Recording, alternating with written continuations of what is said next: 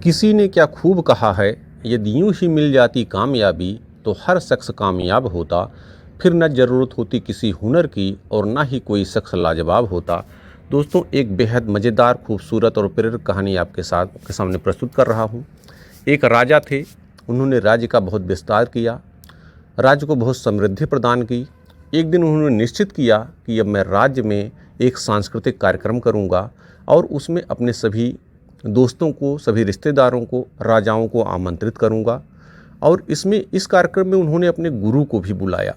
और जब गुरु आ गए तो उन्होंने अपने गुरु को स्वर्ण की मुद्राएं प्रदान की कि गुरुवर यह अपने पास रखिए। अगर मान लो आप किसी गाने से प्रभावित होते हैं, कुछ आपको अच्छा लगता है, तो आप कुछ मोहरे उसको दे सकते हैं। इसलिए उन्होंने मोहरे प्रदान कर दी। कार्यक्रम शुरू हो गया। नर्तकी ने नृत्य करना प्रारंभ कर दिया और सब लोग बहुत आनंद के साथ उस कार्यक्रम को देख रहे थे। रात के अंतिम पहर में जब लगभग 3 बजने को हो गया, 3:30 4 बजने के आसपास आया, तो नर्तकी ने देखा कि जो ढोलक बजा रहा, जो तबला बजा रहा, उसको नींद आने लगी। उसको झपकी सी आने लगी। तो उसने सोचा कहीं ऐसा ना हो जो यह कार्यक्रम इतना अच्छा चल रहा है, इसके झपकी के कारण इसमें खलल पड़ जाए और राजा क्रोधित होकर के इसको दंड दे दें। इसलिए उसको सावधान करने के लिए नर्तकी ने एक तो दोहा पढ़ा, घड़ी गई थोड़ी रही, या में पल पल जाए, एक पलक के कारणे यूं ना कलंक लगाए। और यह दोहा सुनते ही जो तबला वादक होता है वो सावधान हो जाता है और अपना तबला बहुत अच्छी तरीके से बजाने लगता है। और इसके सुनते ही उसके कुछ ही समय बाद गुरुजी अपने कुर्सी से उठते हैं, अपने आसन से उठते हैं और धीरे से चल करके स्टेज पर आते हैं। जितनी स्वर्ण मुद्राएं उनके पास होती हैं वो स्वर्ण मुद्राएं पूरी उसको प्रदान कर देते हैं और धीरे से जा कर के अपनी कुर्सी पर, अपने आसन पर बैठ जाते हैं। उनके बैठते ही राजा का बेटा युवराज दौड़कर मंच पर आता है और अपना सोने का मुकुट उतार करके उस नर्तकी को दे देता है और जा कर के अपनी सीट पर बैठ जाता है। उसके बैठते ही राजा की बेटी वो भी दौड़कर मंच पर आती है, स्टेज पर आती है और अपना सबसे कीमती हार उस नर्तकी को प्रदान कर देती है और जा कर के अपनी सीट पर बैठती है। राजन ये सब देख रहे थे, वो आश्चर्यचकित हो गए। उसने कहा, नर्तकी तूने ये क्या कर दिया?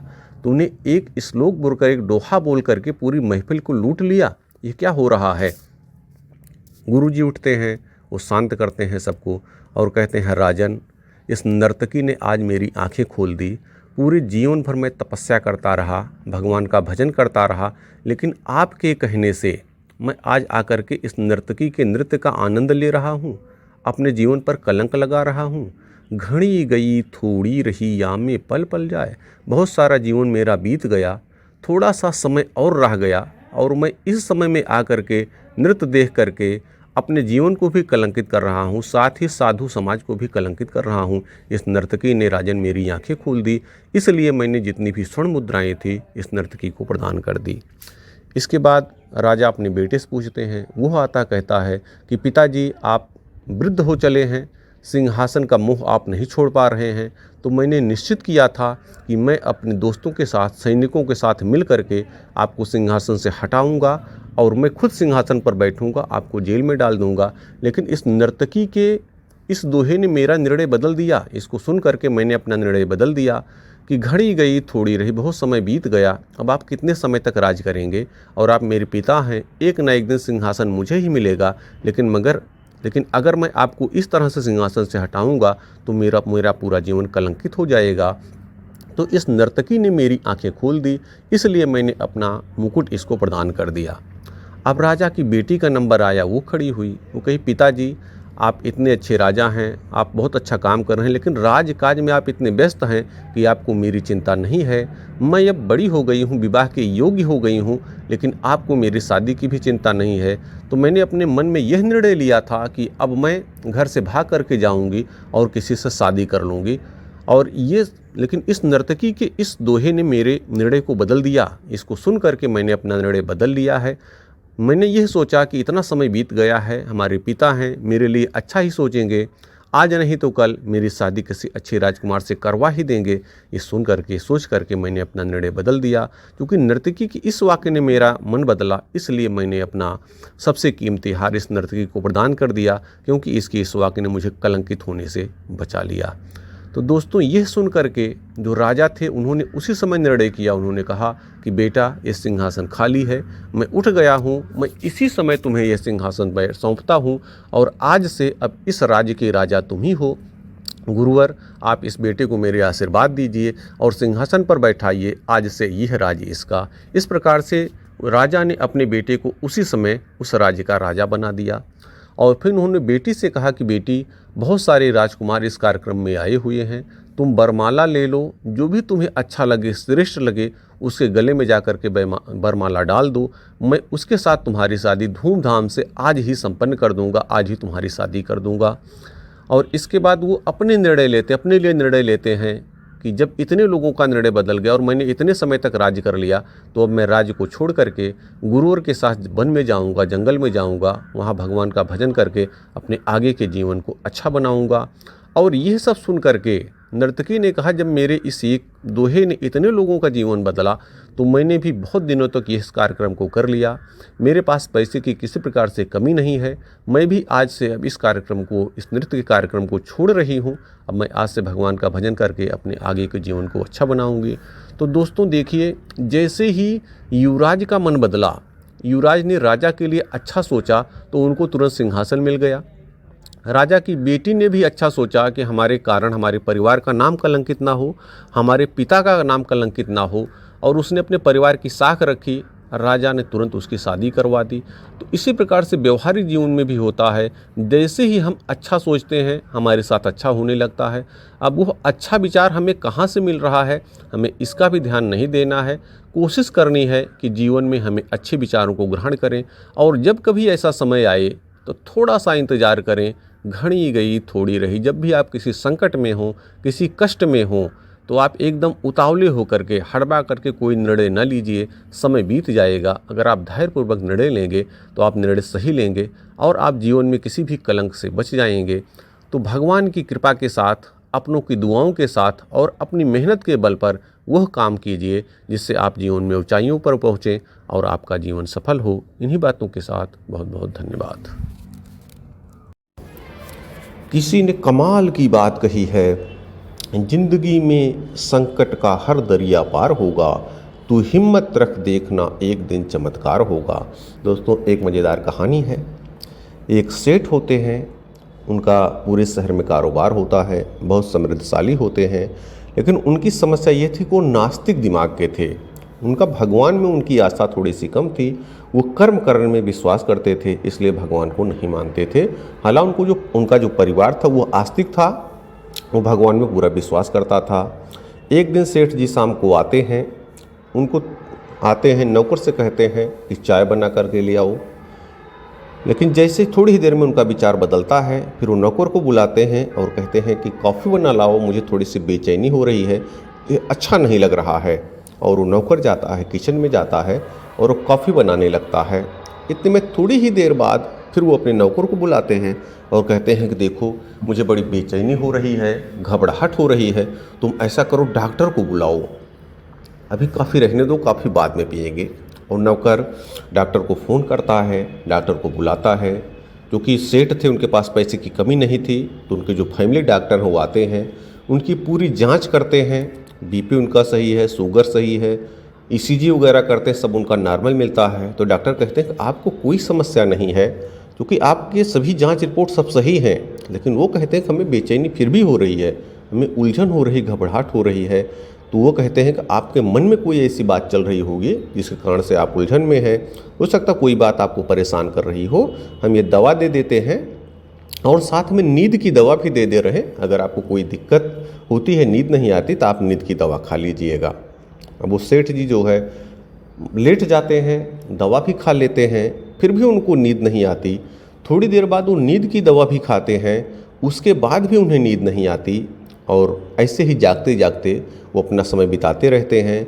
फिर उनकी निगाह घड़ी पड़ जाती है, तो देखते हैं 3 बजने वाला है, लेकिन उनकी आंखों में नींद नहीं है। तो सोचते हैं नींद नहीं आ रही है, वैसे बेचैनी सी भी है, चलते हैं थोड़ा अपने गार्डन में घूम लेते हैं। वो बाहर निकलते हैं, अपने गार्डन में जाते हैं, वहाँ पर घूमते हैं। दृश्य बहुत ही सुहावना है, लेकिन वहाँ भी उनका मन उतना नहीं लगा, उनकी बेचैनी उतनी शांत नहीं हो रही थी। तो उनके मन में यूं ही आया कि चलिए थोड़ा सा रोड पर बाहर घूम लेते हैं। अब वो सड़क पर निकलते हैं और अकेले ही अपनी धुन में आगे जाते रहते हैं, घूमते रहते हैं। चलते चलते थोड़ी दूर वो निकल गए, वहाँ पर वो एक चबूतरा उनको मिलता है, एक पीपल का पेड़ है, एक पेड़ है बहुत सुंदर, उसके किनारे चबूतरा बना था, वहाँ पर वो बैठ जाते हैं।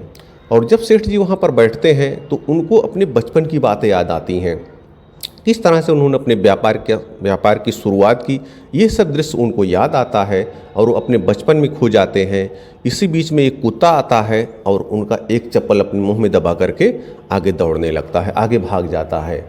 अब क्या, सेठ जी का ध्यान तुरंत भंग होता है और देखते हैं कुत्ता जा रहा है तो अपने चप्पल के लिए उसके पीछे दौड़ते हैं, वो भी भागते हैं। कुत्ता थोड़ी दूर जाता है, फिर इस जगह पर बैठ जाता है, तब तक उसके पास पहुंचते हैं और कुत्ता चप्पल वहीं छोड़ करके आगे भाग जाता है, उसको भगा देते हैं।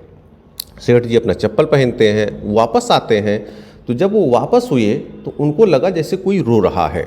जो बगल में घर था, जो झोपड़ी थी, उसमें उनको रोने की आवाज़ आई। तो रोने की आवाज़ सुने वो, तो उनके मन में फिर दो विचार आए, उनके विचार में कोई रो रहा होगा, हमसे क्या मतलब है, और ऐसा सोच करके वो आगे बढ़ गए। थोड़ी ही दूर आगे बढ़े, फिर कहे नहीं, सुबह का समय है, देखते हैं कौन रो रहा है, एक बार पता तो कर लें कम से कम। फिर वापस जाते हैं तो खिड़की से देखते हैं कि एक महिला है जो दहाड़ मार करके, सर पीट पीट करके रो रही है। उसका दरवाज़ा वो खटखटाते हैं, महिला दरवाज़ा खोलती है तो कहते हैं कि आप अन्यथा न लीजिएगा, मैं इधर से गुजर रहा था और आप इतना तेज रो रही हैं, इसलिए मैं यह देखने के लिए आया कि आप रो क्यों रही हैं, आप कारण तो बताइए, आप इतनी सुबह 4 बजे इतना तेज क्यों रो रही हैं। तो महिला कहती है, देखिए मेरी बच्ची है, ये 7-8 साल की बच्ची है, इसको बीमारी, इसका ऑपरेशन होना है, लेकिन मेरे पास कुछ व्यवस्था नहीं है पैसे की, इसलिए मैं रो रही हूँ। तो फिर पूछते हैं कि लेकिन ये बताइए आप करती क्या हैं। तो कहती है कि मैं लोगों के घरों पर जा कर के काम करती हूँ। फिर वो कहते हैं कि आप घरों पर काम करती हैं तो जिसके जिसके यहाँ काम करती हैं उनसे पैसे कुछ कुछ ले लीजिए, सबसे कुछ पैसा इकट्ठा हो जाएगा, आप इसका इलाज करवा लीजिए। तो कहीं हमने प्रयास कर लिया लेकिन हमको पैसे नहीं मिले। तो फिर वो कहते हैं कि ठीक, आपने प्रयास कर लिया, आपको पैसे नहीं मिले, लेकिन बताइए कि आपको रोने से पैसे आ जाएंगे, आप इतना रो क्यों रही हैं सुबह सुबह, क्या ये रोने से पैसे आ जाएंगे। तब वो कहती है कि रोने से पैसे तो नहीं आएंगे, लेकिन मैं इसलिए रो रही हूँ कि अभी कल ही एक महात्मा जी आए थे, इधर से गुजर रहे थे, उनसे बहुत सारे लोग अपने प्रश्नों का सवाल पूछ रहे थे, तो मैं भी उनके पास गई और मैंने पूछा कि मेरी बच्ची बीमार है, ये ठीक कैसे होगी, इसका इलाज कैसे होगा, मुझे उपाय बताइए, मैं बहुत परेशान हूँ। तो उन महात्मा जी ने कहा कि तुम ऐसा करना, कल सुबह 4 बजे जोर जोर से रोना, सर पीट पीट के रोना और भगवान को याद करना मन में, देखना चमत्कार होगा। तो वो चूँकि महात्मा जी हमको बताए थे, मैं तो इसलिए रो रही हूँ, ये इसलिए नहीं रो रही हूँ मुझे आ करके कोई पैसा दे देगा, मैं तो चूँकि हमको बताए थे, मैं भगवान को याद कर रही हूँ और मैं ये जानना चाहती हूँ, देखती हूँ कौन सा चमत्कार होता है, मैं इसलिए रो रही हूँ। उसकी यह बात सुन करके सेठ जी बाहर चले आते हैं और थोड़ा बाहर आते हैं तो अपने मोबाइल से एम्बुलेंस को फ़ोन करते हैं, एम्बुलेंस बुलाते हैं और साथ ही अपने नौकर को फ़ोन करके वो नौकर को भी बुला लेते हैं और एम्बुलेंस आती है। उस महिला से कहते हैं कि आप उसको बैठवाते हैं और साथ में नौकर को भेजते हैं और कहते हैं कि जाओ इस शहर का जो ये अस्पताल है बहुत अच्छा है, उसमें इस बच्ची का एडमिट करवा दो और इसका इलाज करवाओ, जितने पैसे लगे तुम पैसे बता देना डॉक्टर से, पैसा तो मेरी तरफ से सब पूरा दे देना। वो नौकर ले जाता है, उसको एडमिट कराता है और ये जो सेठ जी थे अपने घर की तरफ आते हैं और आश्चर्य ये होता है सेठ जी को, जब अब वापस आ रहे थे तो ये महसूस करते हैं कि इनका दर्द गायब हो गया है।